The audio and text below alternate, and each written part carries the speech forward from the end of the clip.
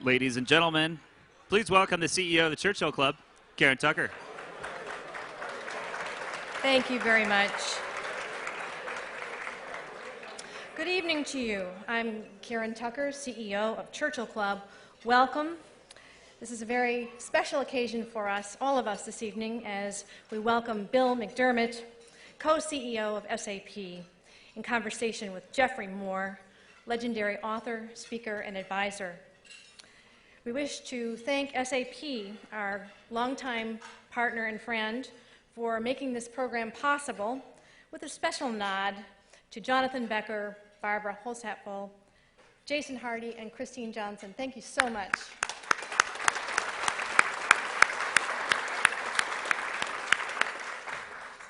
Next up, we have a remarkable set of programs for you on Thursday, September 13. First, a day-long event called Changing the Game, co-designed by IDEO as part of the curatorial team. You will hear an amazing group of speakers with fresh insights around change and innovation, and you'll also have spectacular opportunities to experience a variety of processes that are designed to surface innovative ideas. So there will be lots of value to share with your teams. And that same evening, you can catch the Churchill Awards, which is a program to inspire others by highlighting excellence in 4 areas that I think all of us care about deeply: innovation, collaboration, leadership/mentorship, because we believe that leaders are good mentors, and also societal benefit.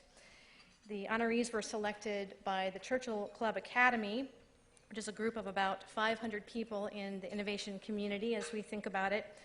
And I'll tell you tonight that the Game Changer Award goes to SpaceX, the Magical Team Award goes to Box, the Legendary Leader Award goes to Vinod Khosla, and the Global Benefactor Award goes to SAP's own Hasso Plattner.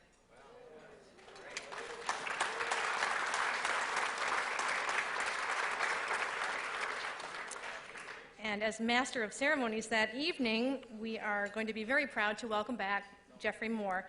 Both of these programs fall into the do not miss category, and they will be held in Santa Clara. If you're tweeting tonight, please use the hashtags Churchill Club and SAP Bay Area, and you will find other Twitter codes in your printed program. There is no one more recognized worldwide for his unique ability to understand and capitalize on disruptive technologies than our moderator, Geoffrey Moore. Jeff has made this the core of his life's work so far. His books are required reading at leading business schools: Crossing the Chasm, Inside the Tornado, The Gorilla Game, Living on the Fault Line, Dealing with Darwin, all bestsellers too. And his latest book was published last September, is called Escape Velocity: Free Your Company's Future from the Pull of the Past. Jeff spends a good chunk of his time advising senior executives on strategy and transformational challenges.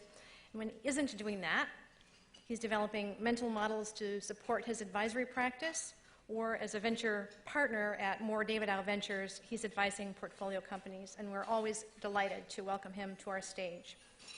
Our guest of honor, Bill McDermott, became co-CEO of SAP along with Jim Hagemann-Snabe in February of 2010, and since then he has been a key figure in envisioning and implementing sweeping and exciting changes in this 40-year-old industry-leading company. Bill has been instrumental in re-architecting SAP's strategy beyond traditional applications and analytics to the cloud, mobile, big data, and real-time computing with the HANA in-memory database. And he has helped put the company on a new mission, which is simply stated, to help the world run better. He has been an SAP Executive Board member since 2008, and not only has he been recognized as one of the most influential executives in information technology, but also for his civic leadership. We look forward to hearing about his vision, insights, and leadership tonight. Please welcome Bill McDermott and Geoffrey Moore.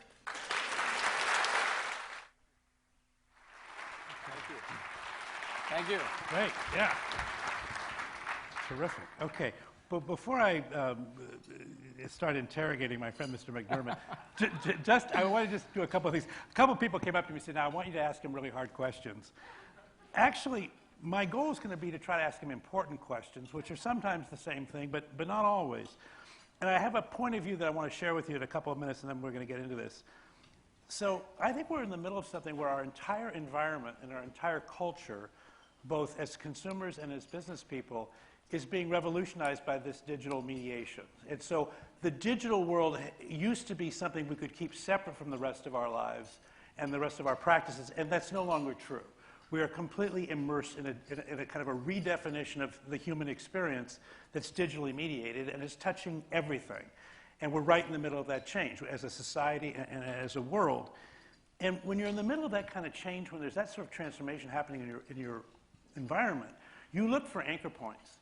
And inevitably, the companies that are established in the industry at the time the change starts are a set of anchor points. And they're incredibly important for the life of the transition, although it's clear that some of them won't make it all the way, and others will. And we're in the middle of, in our valley right now, we have a number of very cherished companies that are sort of, frankly, on the bubble right now. And we care a lot about them. We need them to get to the other side of this thing. We hope they will. But SAP is an interesting example of a very large company that is actually thriving at this time, which is not normal in times of disruptive change, frankly. So it makes it a pretty interesting company to talk about. And so that's where I'm going to try to take it tonight. I'm going to try to say what's going on. I think it's important for this valley to understand the trajectory that SAP is on, what it is trying to be. I think it's important for us to understand what role we might play in that future, and probably equally important, or perhaps more important, because we're pretty self-centric, what role that might play in our future as well. And so I'm going to be pushing in that direction. I'm going to ask a bunch of questions, and at some point I'm going to open this up to the room. So if there are hard questions which I don't ask, which I suspect there may be, I'm going to turn that back over to you. And we have a Mark and a Marcia somewhere who are going to have microphones and do that. But I also want to have a little fun with Bill, because Bill and I have known each other for almost a decade. And in fact, I thought we'd start with just a little bit about your personal background. So just, where did you start? Where were you born? Where did you start? How'd you get here? I was, thank you very much, Geoffrey. And by the way, thank you all very much for coming. I know you have very important and busy schedules, and to dedicate some of this time with us tonight means a lot. Thank you. I come from New York. I was born in New York City, grew up in Long Island, New York. I guess my early claim to fame might have been trading in 4 part-time jobs for my delicatessen business. I actually... How old were you at the time? I was 16. Most of us at 16 were doing that. Yeah, okay, keep going. But what was fundamentally interesting about that is, I traded in these part-time jobs for this delicatessen, and I bought the place for $5,500 in notes, which means you're too broke to afford it, and someone actually trusted you with a loan. And the deal was you pay it off in 1 year, give them $7,000, or they get everything back. And what I learned at the deli is very much appropriate at SAP. That's the only reason I go into it. And it was really the fundamental lesson of customers. How do you get the kids to walk past 7-Eleven an extra block and a half to come to your store? Well, you study the fact that 7-Eleven only lets them in 4 at a time. And I reminded the kids that, you haven't even stolen anything yet, and they don't even let you in the store. And then, the neighborhood I grew up in, it wasn't guys in ties. It was blue-collar workers. And what we know about blue-collar workers, I lived it firsthand. They're rich on Friday night and broke by Saturday morning. So, we gave them credit, and no one else would. And then, of course, there was a senior citizen condominium complex about 2 blocks down the road.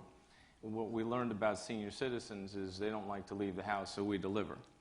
So early on, I thought that it was important to get inside the head of the customer because I had to make payroll.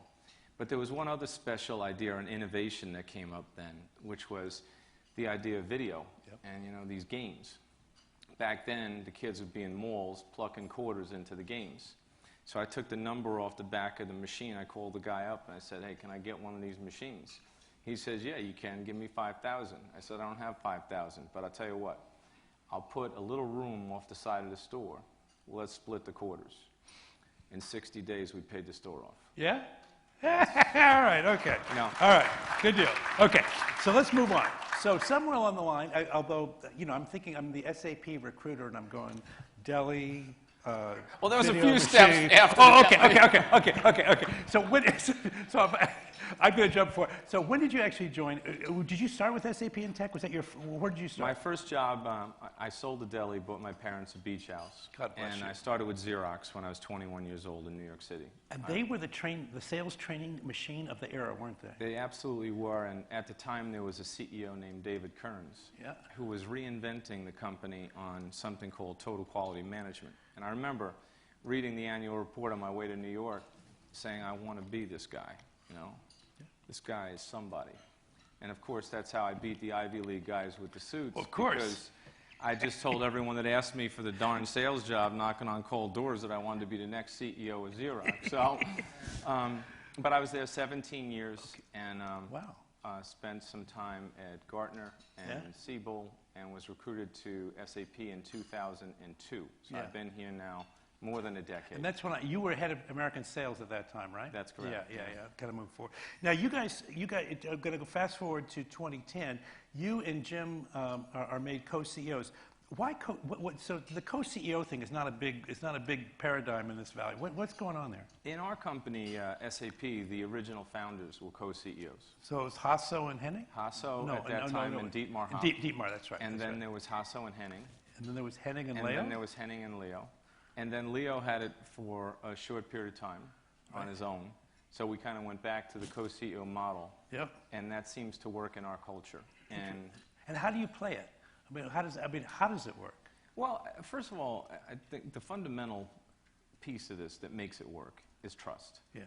In 2009, and Jim and I know each other a long time, but in 2009, we fundamentally said, we got to come together.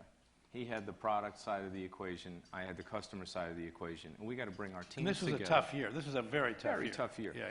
And, people were really down, customers were even down, and I'm like, we got to just come together and figure this out. And out of that came like this burst of hope. And I think that people in the company, including the board, noticed it. And when the move was made and Hasso and the supervisory board unanimously appointed us as co-CEOs, it really came together for us that we were in charge of something really important, which was to give the company a vision and give the company a real strategy, something that people could understand and get their arms around. Well, that's it. So this is kind of I want to spend a little bit of time here. So it's 2010. You guys are put in this position.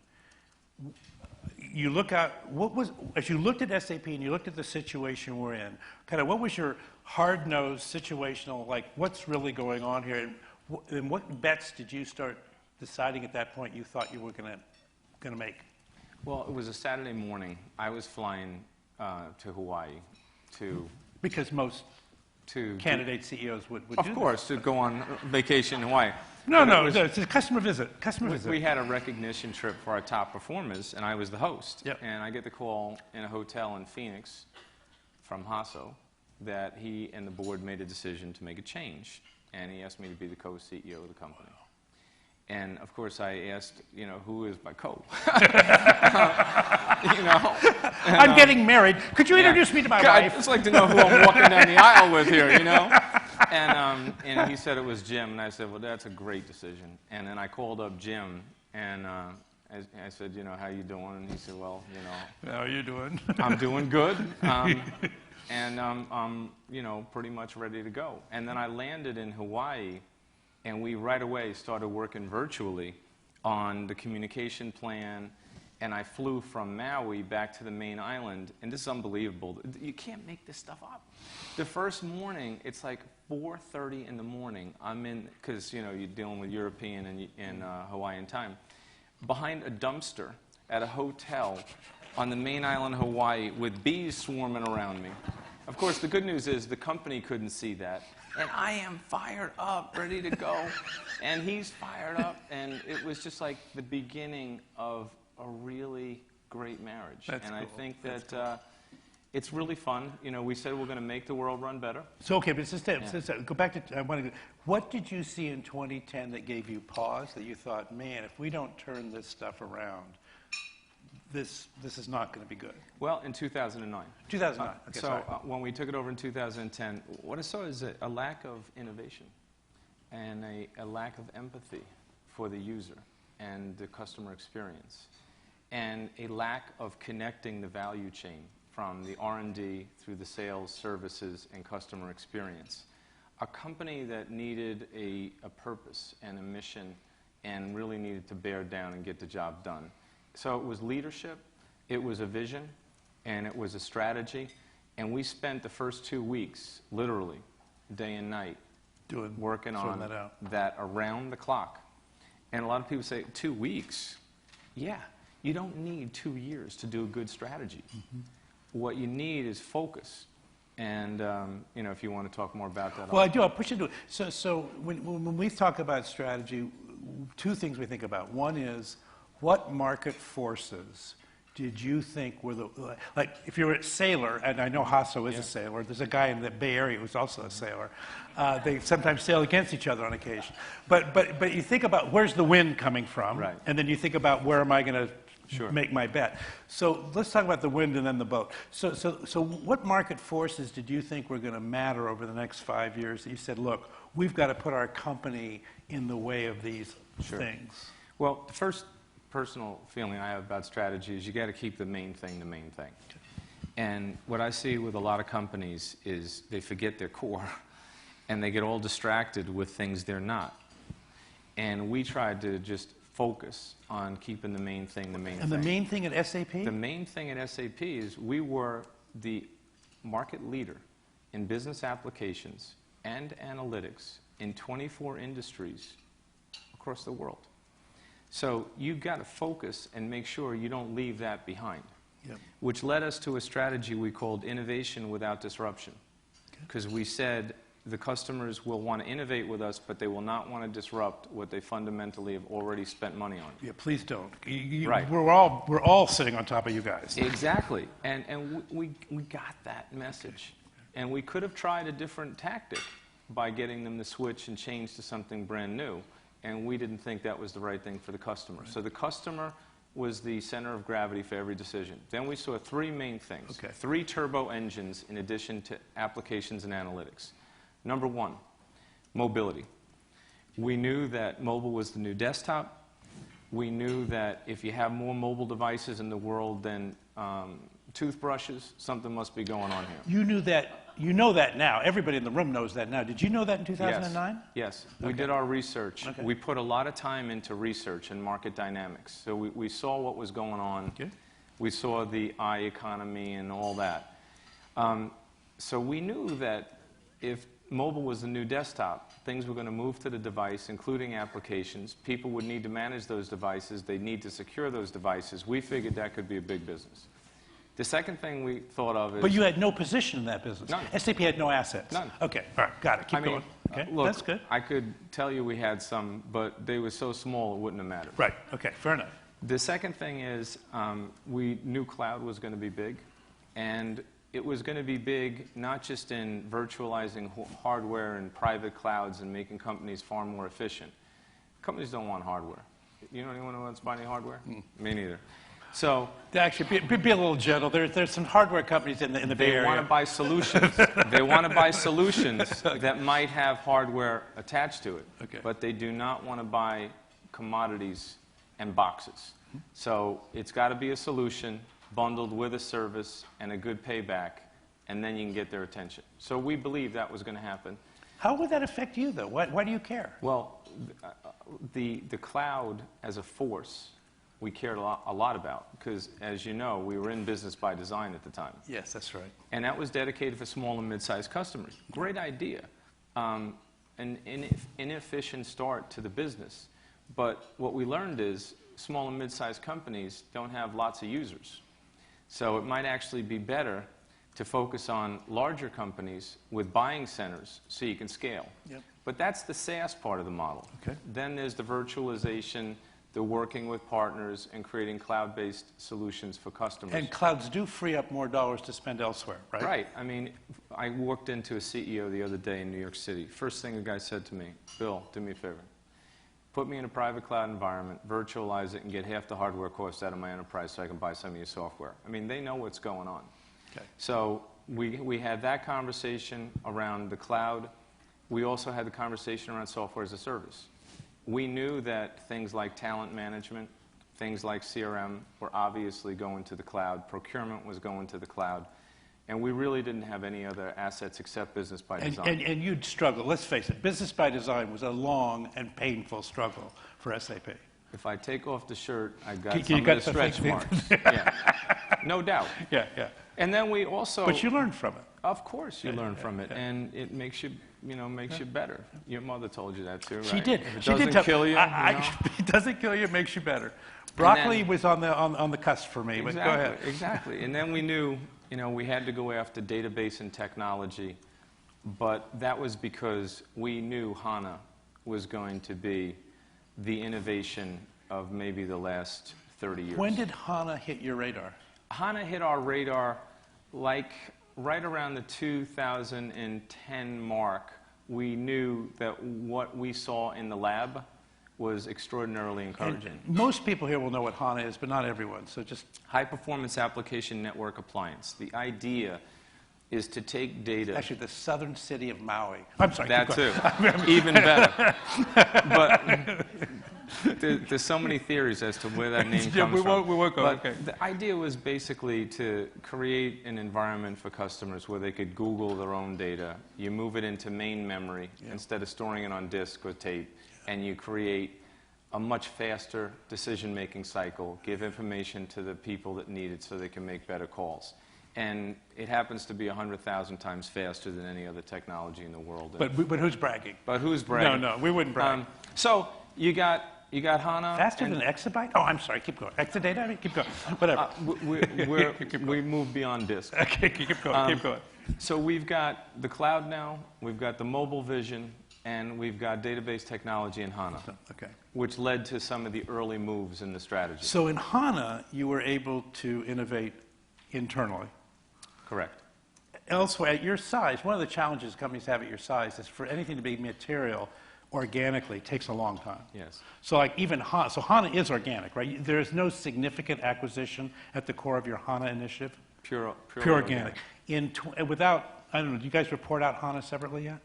Yes, we do. Okay, so where do you think HANA is, just how far has it come in the time it's been in terms of like revenue or growth or whatever's the reason? Well, in less than a year, HANA will be a near $500 million US market. Wow, that's awfully fast. Pretty big. In some segments, or I mean, has it been like just a couple of segments where that's happened, or what are the use cases that are driving the early adoption? Multi-industry. So in the banking industry, one of the real pain points for a large bank is cash management. Yep. They close the bank at 5.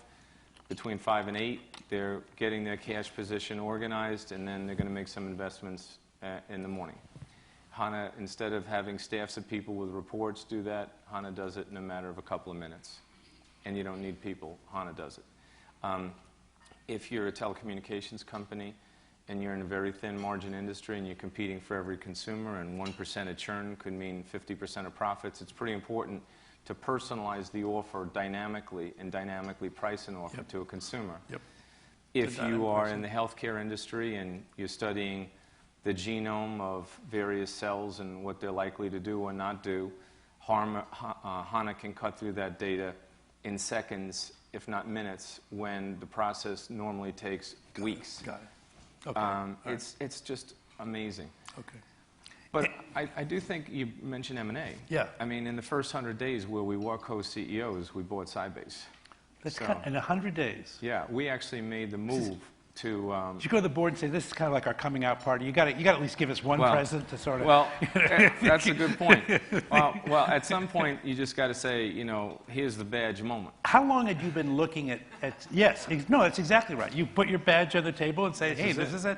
So how long had you guys been looking at Sybase before you made that call? In the strategy that we put together in the first 2 weeks, we had Sybase on the radar screen because of the mobility thing. Because Sybase had done a mobile app with you guys on an iPhone the year before. I think it was like 60 days into being co-CEO.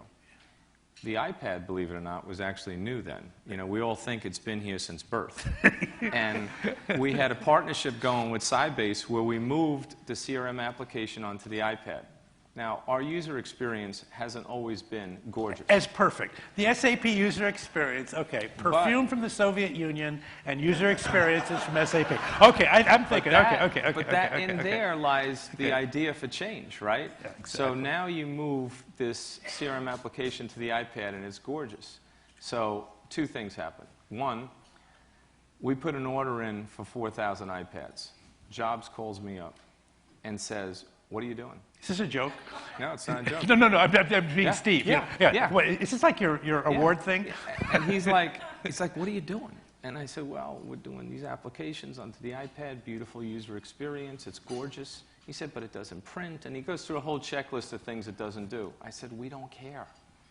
And he said, "This is the moment that I know this is going to be a massive corporate success." Yeah. Because you said you don't care. And then the next thing we did, it was the same night, we made a call to John Chen and said, "John, have you seen this? And it looks so gorgeous." And John, once in a while, you got to move from dating to serious relationship, and we need to get married. Count to 10, 1,000. John got his breath back, and we agreed to do a deal in 16 days. That's amazing. That's fair. Okay, so that was your mobility acquisition. Very interesting resources there. In the cloud world, you talked about SaaS. I said it was a long journey. So you said, okay, I'm going to go outside the company for that too. Right. A couple of ones that you mentioned. Go ahead. Just finish off the story. So once we did Sybase, we got the mobile play, and we could scale it. But we also got database and 1,500 engineers that came with Sybase. And that's an interesting story in and of itself. But let me go to the cloud where you took me. We acquired SuccessFactors. Why did we go for SuccessFactors? They had the cloud DNA, a leader that fit beautifully into our culture where we can give them the cloud and let them run it.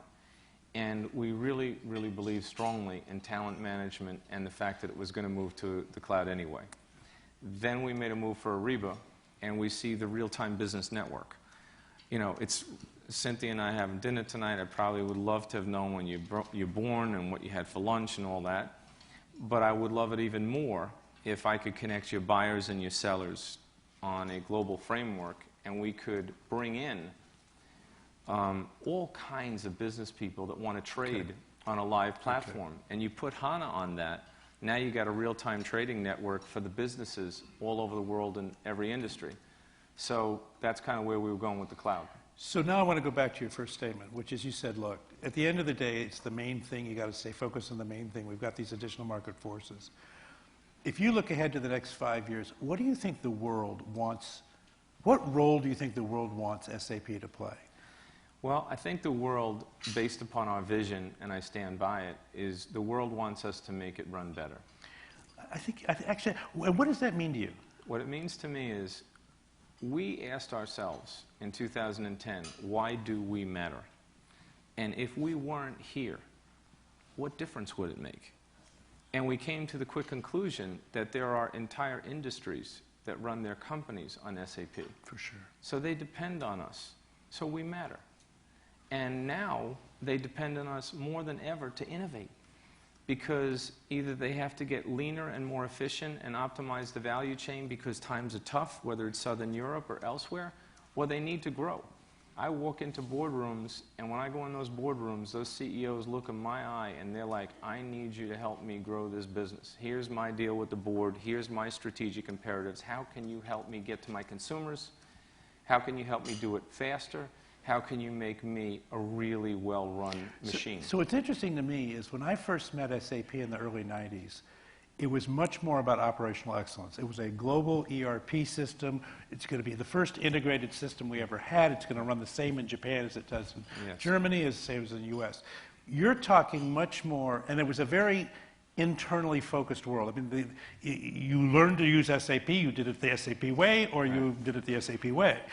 And there was some customization in there as to whether it was S or an S in front of the SAP. So there was not much choice. But now you're talking about a different world. So how is, as the world wants to run better in this decade, what do you have to do differently in this decade than you had to do in the 90s where I think in the 90s you were helping us find a global standard platform. Right. I don't think that's what you're doing in this decade. You're absolutely right. I think the big revolution is the consumer revolution. I mean, if you look at the global economy right now, there'll be 3 billion purchasing class people added to the selling opportunities for companies all over the world. Many of them will be in Asia. Most of them will be obviously on the device. And the big change is they've got the power. So the power moved away from centralization to decentralization. It moved from the corner office to the user and the experience that you provide to the user. And it moved from B2B to B2B2C. And if you can't help the company get to their end consumer, you can't help the company. So what we said is we want to make the world run better and improve people's lives. And by improving people's lives, we mean we want to reach 1 billion users of our software by 2015. And we want to make all of those users more productive. So is a consumer a user of your software in the new model? Absolutely. Okay, because in the old model, one of the problems with the old model is you actually had very few users. You had many, many customers, Right. but few users. But now, that's a different model. Okay, let me move this slightly differently. So you talked about the 3 billion new users. You rose to power, as did virtually all the companies in this valley, in a developed economy selling systems to other people in other developed economy countries, your own country and then other countries. We were talking on the phone the other day about growth in the world, and you mentioned that like 7 of the top 10 fastest growing countries are in Africa. You've never been in Africa. Most of the Silicon Valley companies, I mean, never been. But I mean, no presence in Africa. How are you going to do that? How are you going to take your company and your company's culture and cost envelope and all that stuff into these new markets? Well, what's kind of interesting is we're very heavily invested in being a truly global software company already.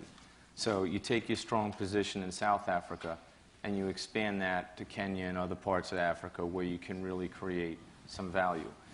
That's important to do. We did this in China too. We said, hey, you can't get to China unless you're going to invest. We didn't go for a JV. We went in it alone with a great ecosystem.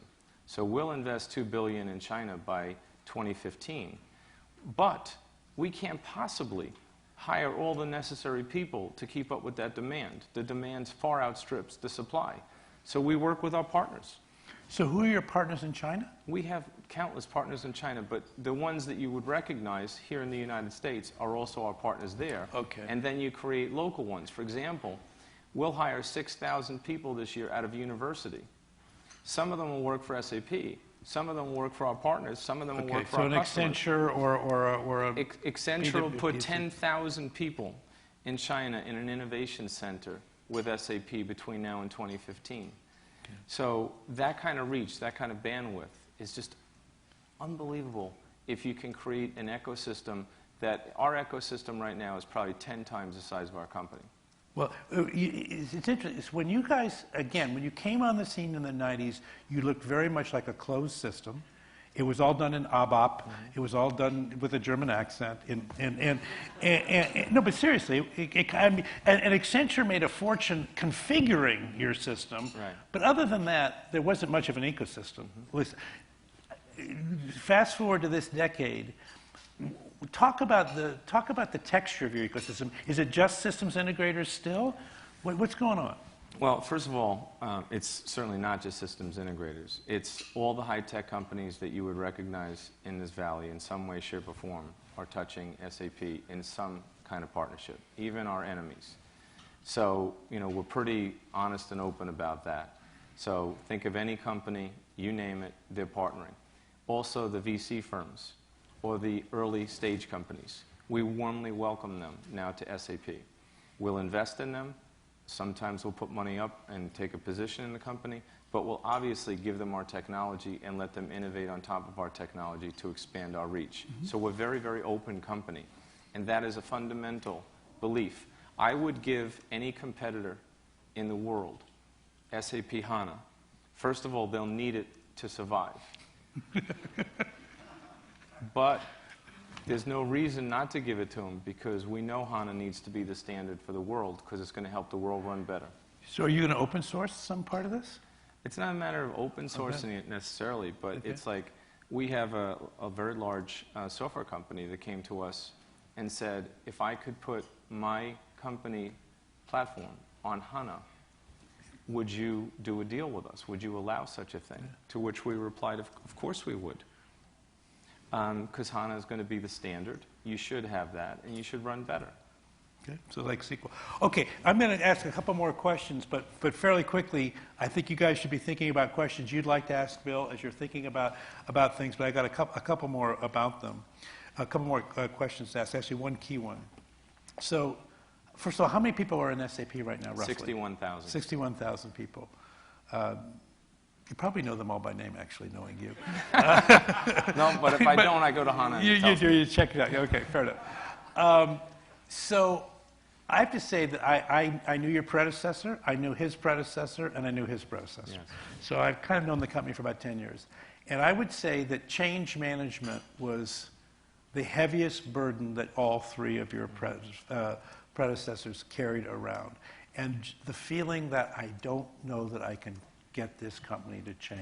Mm-hmm. Not because it's a bad company, but because it was just very deeply anchored in its heritage.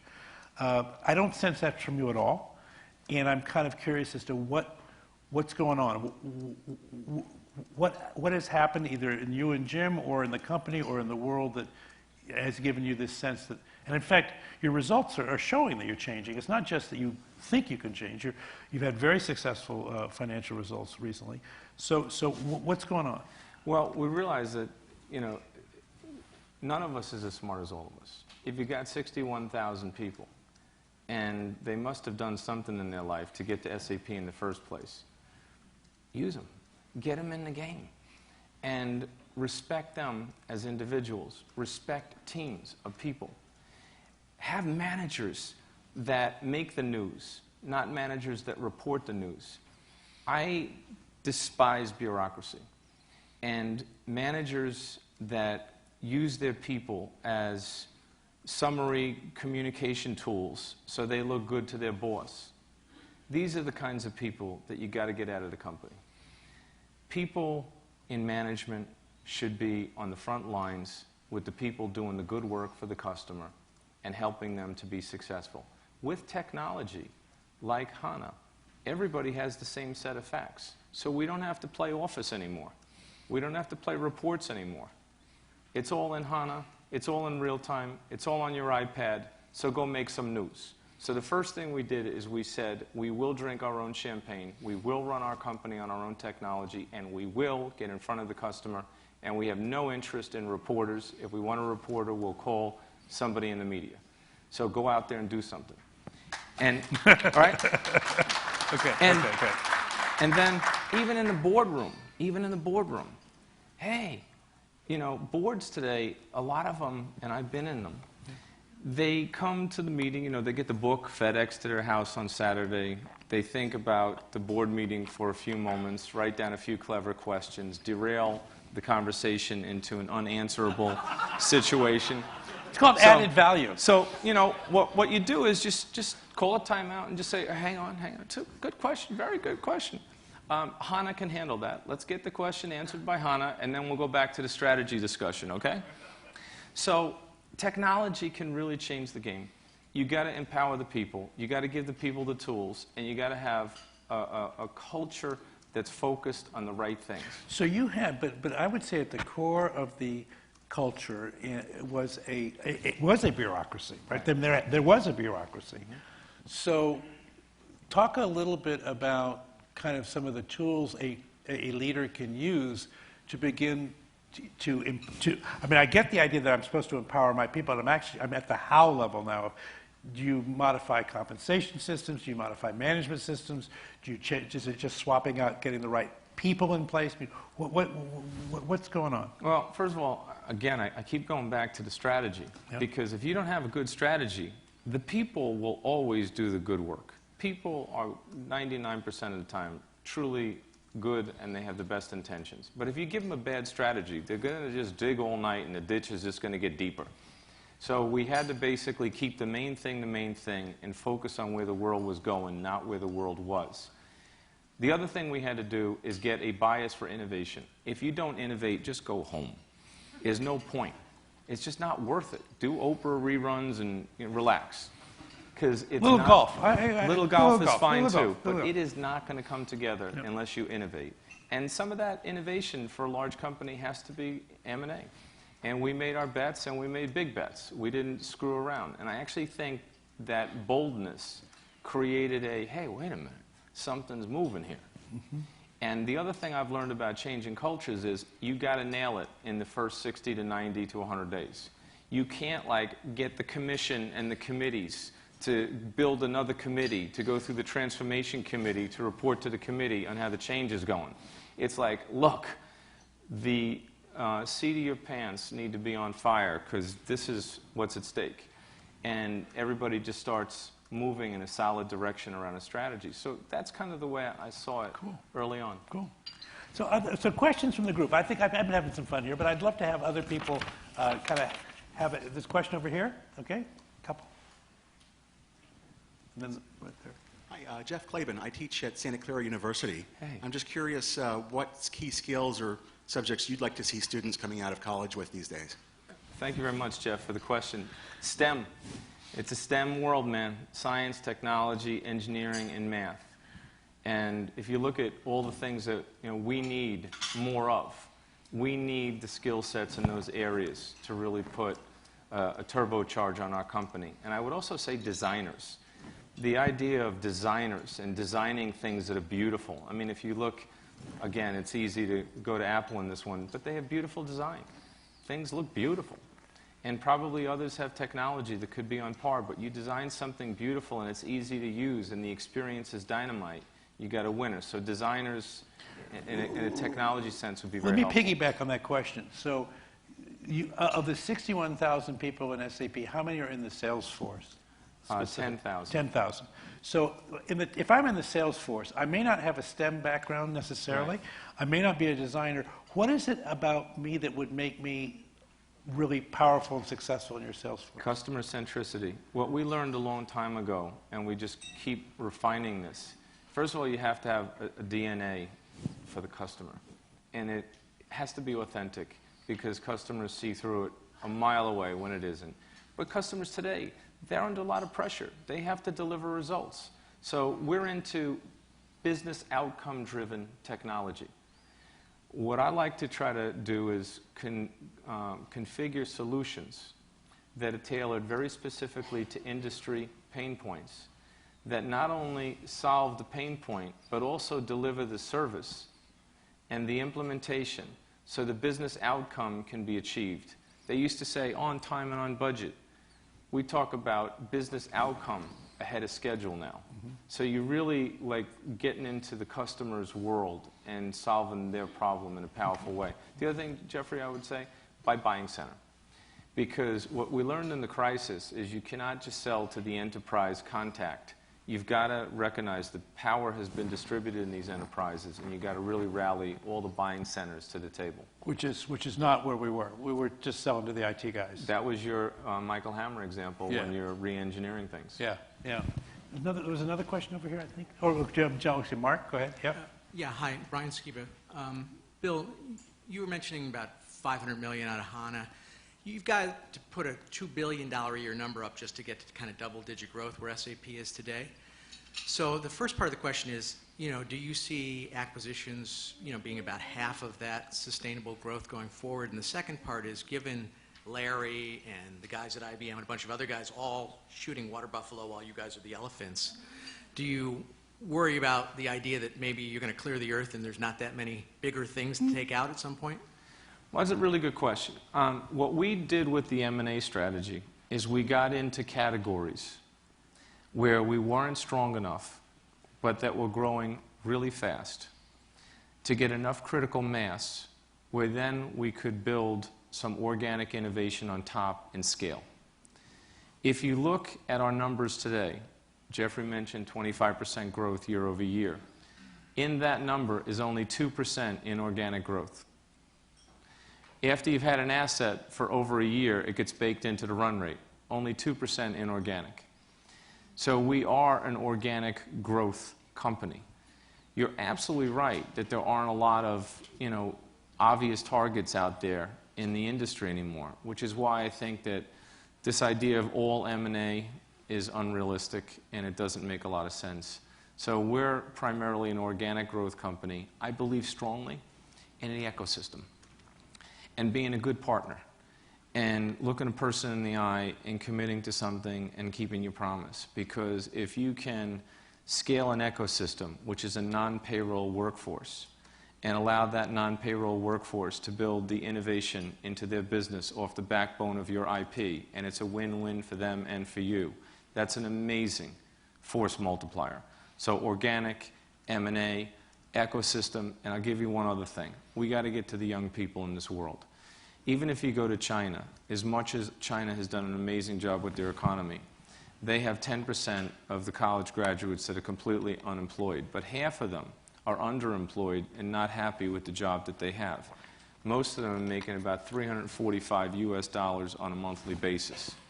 So how do we create an ecosystem network effect for these young ones to get them into opportunities where we can scale and expand and they can get higher paying jobs so you can lift all the boats and the tide rises in motion? That's the kind of thing we're on right now. Next question over here. Yeah, Jean-Baptiste with L'Expansion magazine in France.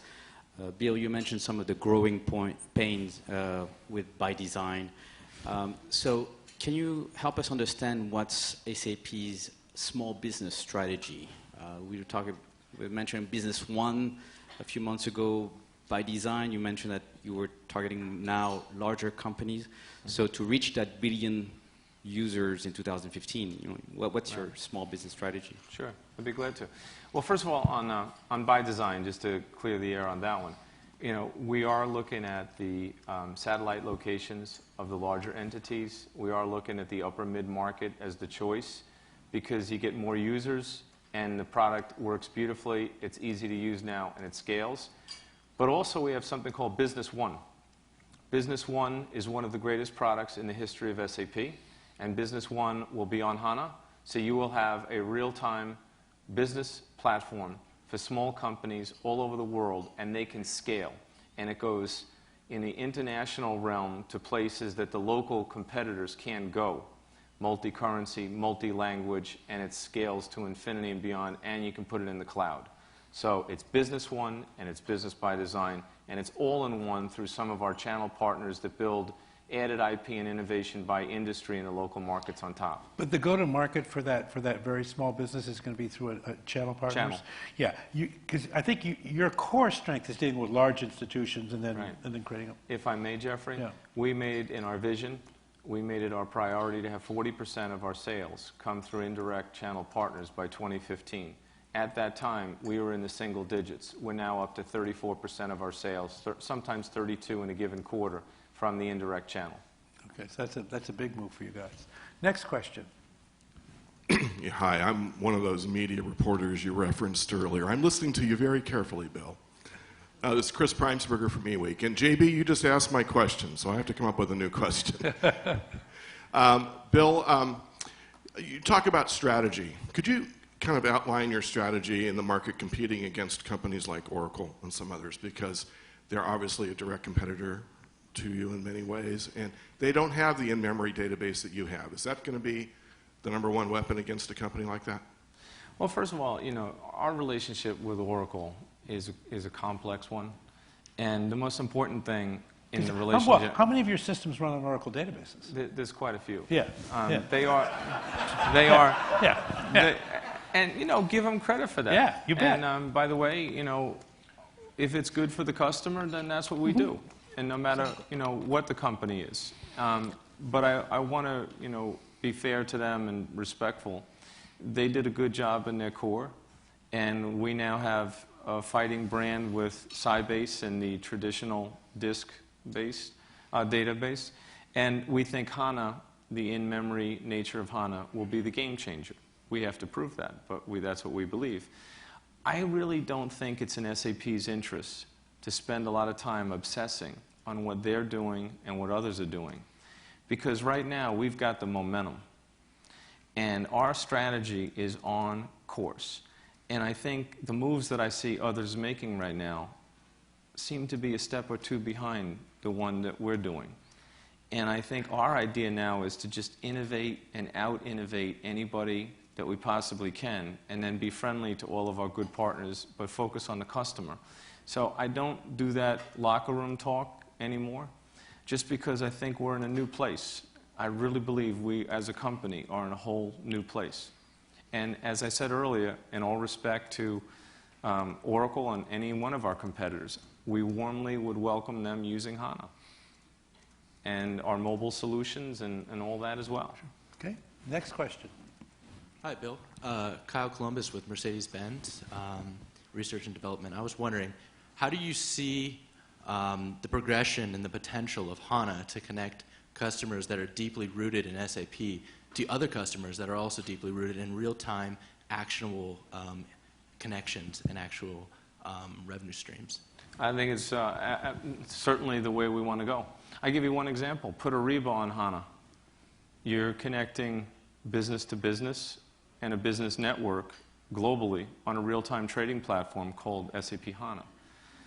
The magic of HANA is also, and I met with a telecommunications executive today, Jonathan Becker, who runs marketing, is very well aware of this, where they want to have real-time interaction points not only on a business-to-business level, but on a business-to-business to every consumer level. So every one of their potential customers, they know how much time they spend on these phones. 12 hours a day is a long time. And they want to personalize offers and do dynamic pricing based upon the response to those offers.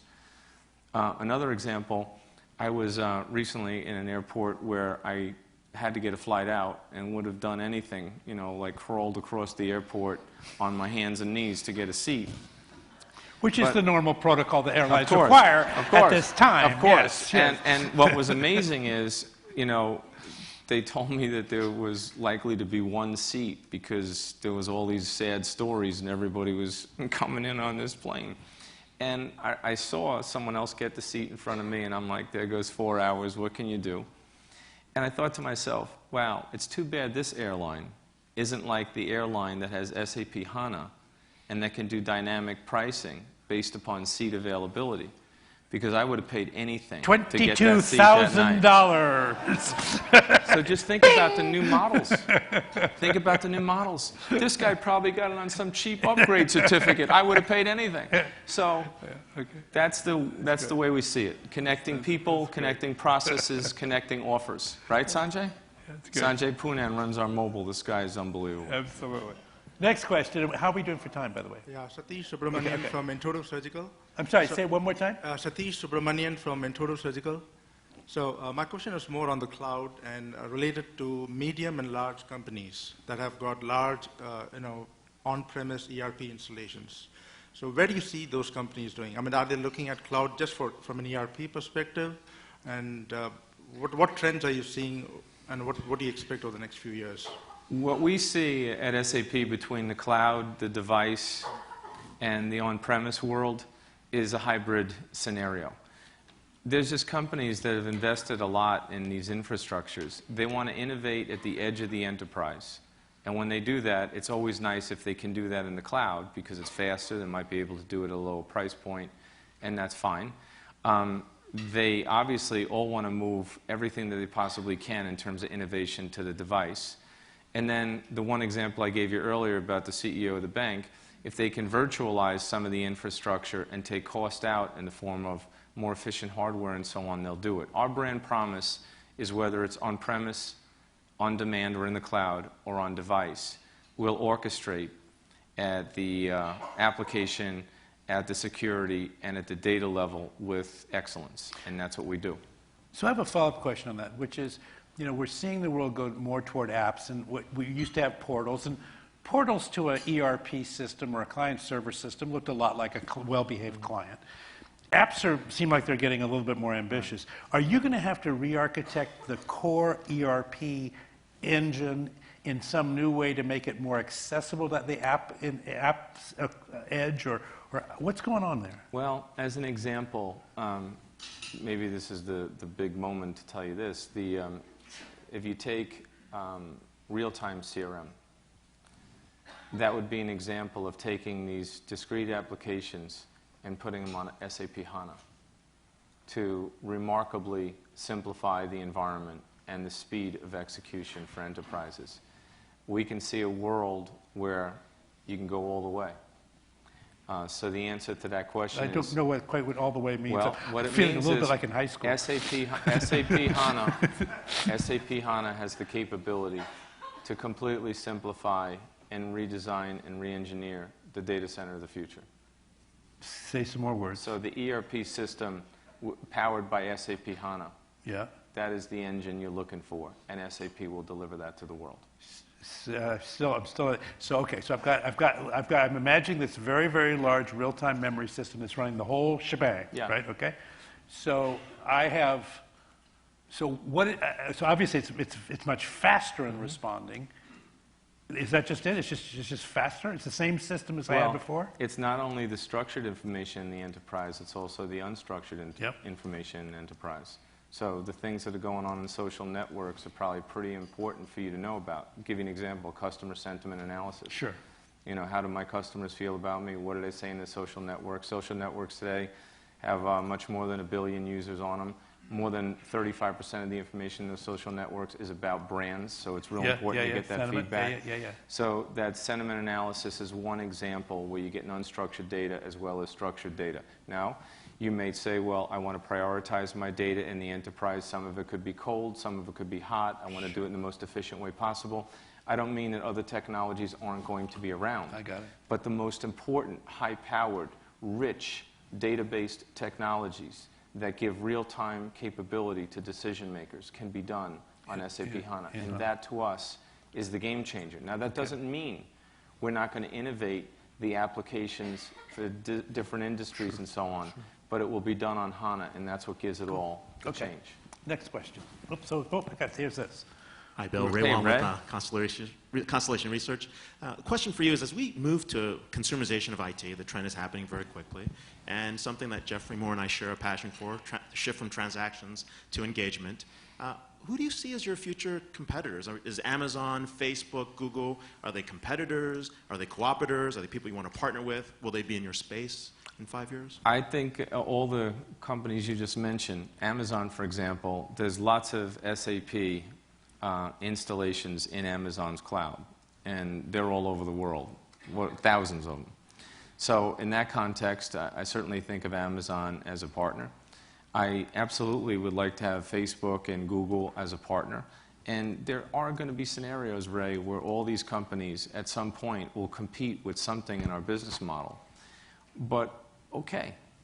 And that's the world we live in. Some of the biggest partners and the best partners we have today compete with us rigorously in certain areas.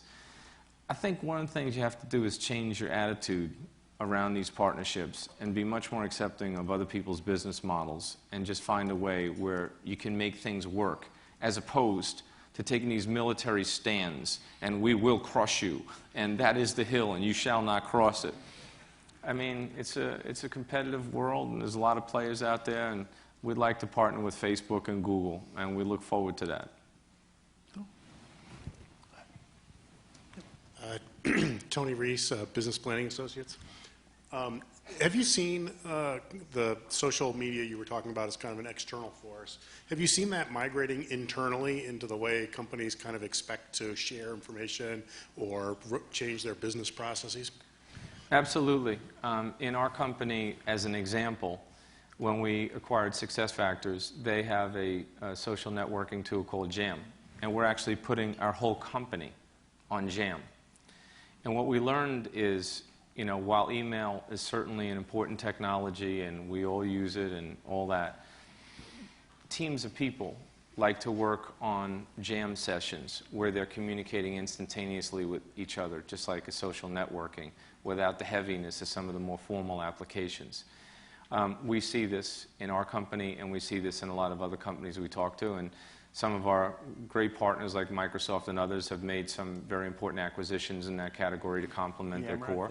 Yep. And you know, it's the way it's going, and you can see why. You know, you see the tsunami or Arab Spring, and you see how people rise up in social networks and communities. And I met with one CEO. We had the CEO event, and he's putting his whole company on social, and there won't be anything else. And he's got a huge global company.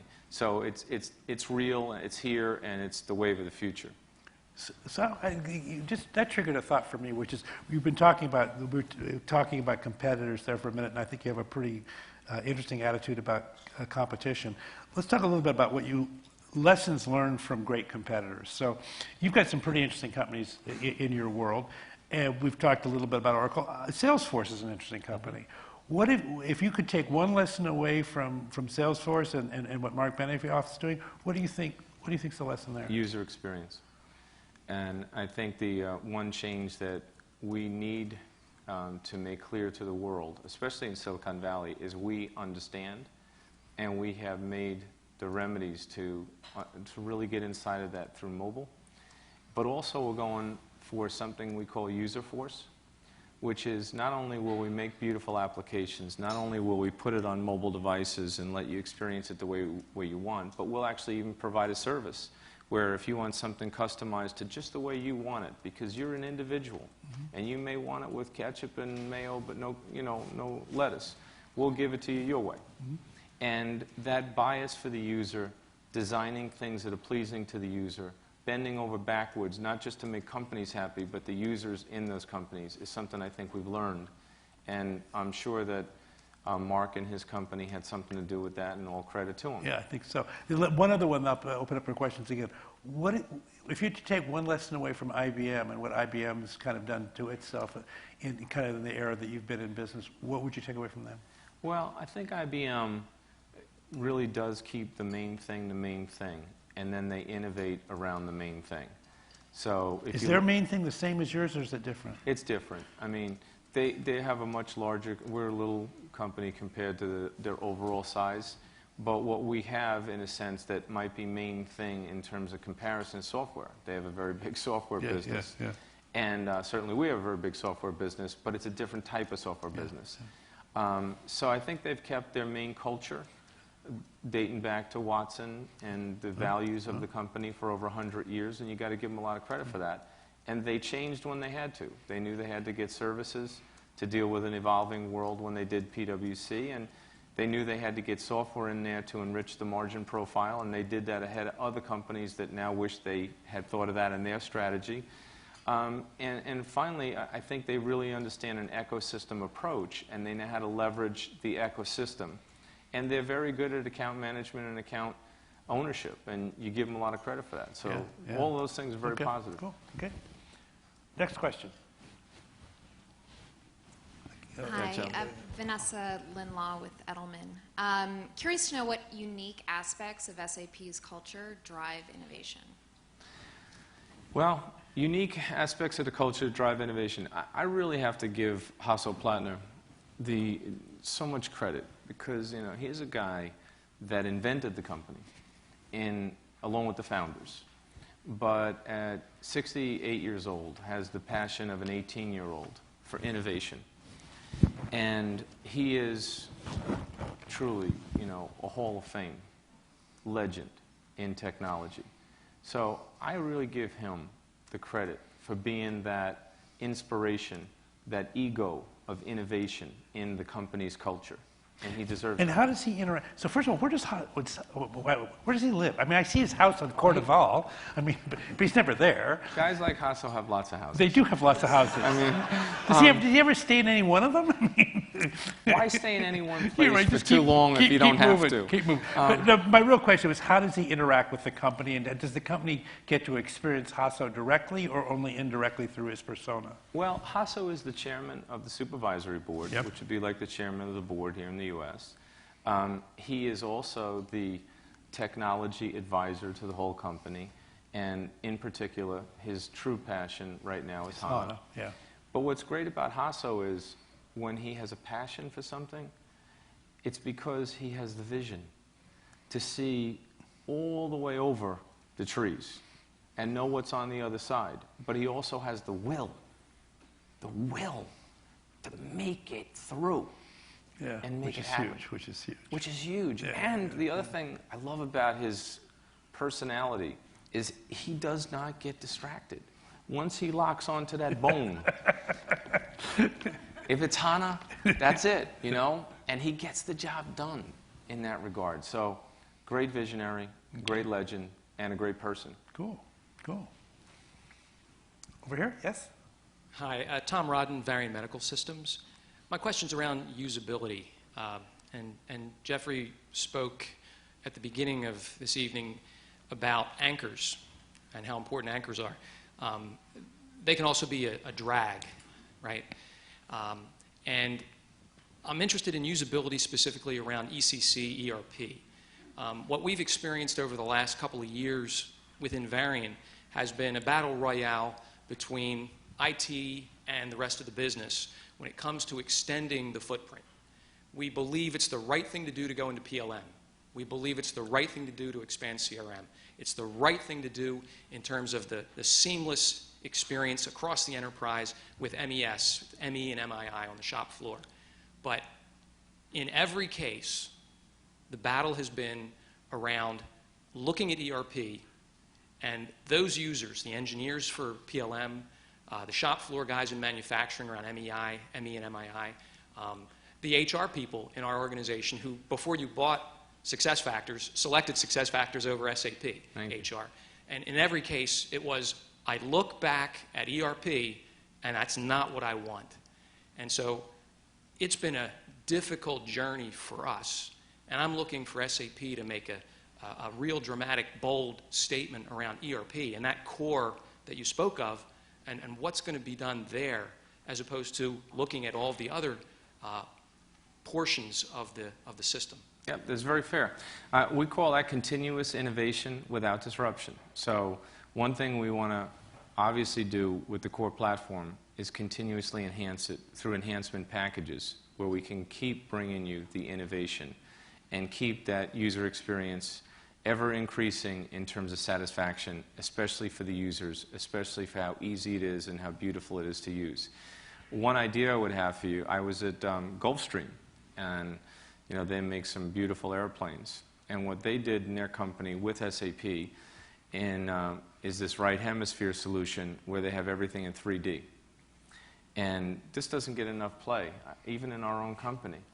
Think about the CEO all the way down to the shop floor. And right hemisphere is a product, right? It's a product. It's a product. It's a 3D visualization product, 3D visualization product. Think about every person in the company, not just the engineers on the shop floor, but also the management team and the CEO using the same 3D technology, which means they have the data in a common format, and they can see all of the problems and the opportunities in visual terms. And depending on the role they have in the company, they can click on and dig down as deep as they want to go and find the root cause and the answers and so on. So what I would basically say is we will continuously innovate without disrupting your investment. We have a true bias in the company on the R&D side for the user experience. And there are many new technologies like 3D technology that I think is something you should look at and maybe we can help you with. And then finally, also on the services side, this user force, I think, is something that could be brought to your firm, and we could really focus on what it is you're trying to do and put it into user force and get it done for you. I absolutely want you to be a happy customer. So, you're sitting next to Jonathan Becker, give me a card, I'll get involved. But Bill, but one of the things that does happen, I don't know if it's happened at Varian, but it certainly happens in a lot of places. When people implemented SAP the first time, or Oracle the first time, it's not specific to any vendor, they often customized it and built, put a lot of their own, and then they create a situation where they tie their own future up in modifications. Is there anything you can do about that? Well, we were just having that conversation tonight at dinner with Cynthia and I. The thing is, you don't take something that's been finely tuned and engineered to perfection and mass customize it. It kind of defeats the whole purpose of it.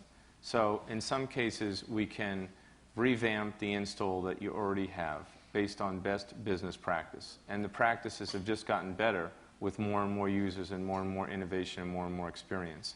But what I tell companies all the time, and I just did one, Crocs, the shoe company, they went SAP, and I'm the executive sponsor, and they make great shoes, by the way. I'll give them a little plug. They went public and all that. Yeah. Those are not Crocs. No, they're not wearing them tonight.